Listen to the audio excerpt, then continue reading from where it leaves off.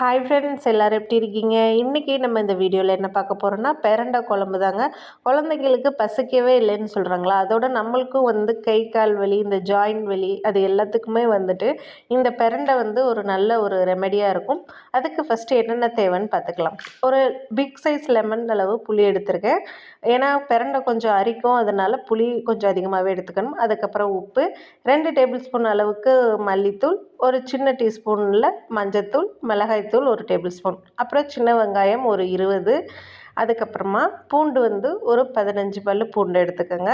வெங்காயம் பூண்டு அதிகமாக இருந்தால் தாங்க குழம்பு நல்லாயிருக்கும். அதுக்கப்புறமா 2 தக்காளி, அதுக்கப்புறமா சின்ன சின்ன பட்டன் மிளகா. இது கொஞ்சம் காரம் அதிகமாக இருக்கும், அதனால் இந்த மிளகா எடுத்திருக்கேன். அப்புறம் நல்லெண்ணெய். இது தாங்க இந்த குழம்பு செய்கிறதுக்கு தேவையான பொருட்கள்.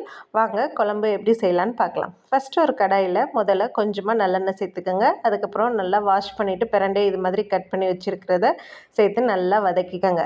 அது நல்லெண்ணெயில் பிரண்டையை நல்லா வதக்கிட்டு ஒரு தட்டில் பிளேட்டில் மாற்றி வச்சுக்கோங்க. அதுக்கப்புறமா அதே கடாயில் 2 டேபிள் ஸ்பூன் அளவுக்கு நல்லெண்ணெய் சேர்த்துக்கோங்க. எண்ணெய் சூடானதுக்கப்புறமா கொஞ்சமாக கடுகு, உளுந்து, கொஞ்சம் வெந்தயம் சேர்த்துக்கோங்க. எல்லாம் நல்லா பொரிஞ்சதுக்கப்புறமா கருவேப்பிலை ஆட் பண்ணிக்கோங்க. அதுக்கப்புறம் சின்ன வெங்காயம், அது கொஞ்சம் கலர் மாறினதுக்கப்புறமா பச்சை மிளகா எல்லாத்தையும் சேர்த்து நல்லா வதக்கிக்கோங்க. அடுத்து பூண்டு சேர்த்துக்கலாம். பூண்டு சேர்த்ததுக்கப்புறம் நல்லா எல்லாம் 3 வதக்கிட்டு அடுத்து தக்காளி சேர்த்துக்கோங்க. தக்காளி சீக்கிரமாக வதங்குறதுக்கு கொஞ்சமாக உப்பு சேர்த்து நல்லா வதக்கிக்கோங்க.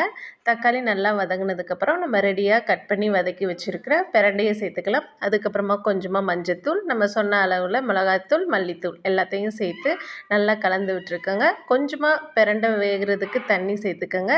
அது ஒரு கொதி வந்ததுக்கப்புறமா நம்ம கெட்டியாக கரைச்சி வச்சுருக்கிற புளியை ஆட் பண்ணிக்கோங்க. அவ்வளோதாங்க, சூப்பராக பிரண்டை குழம்பு ரெடி.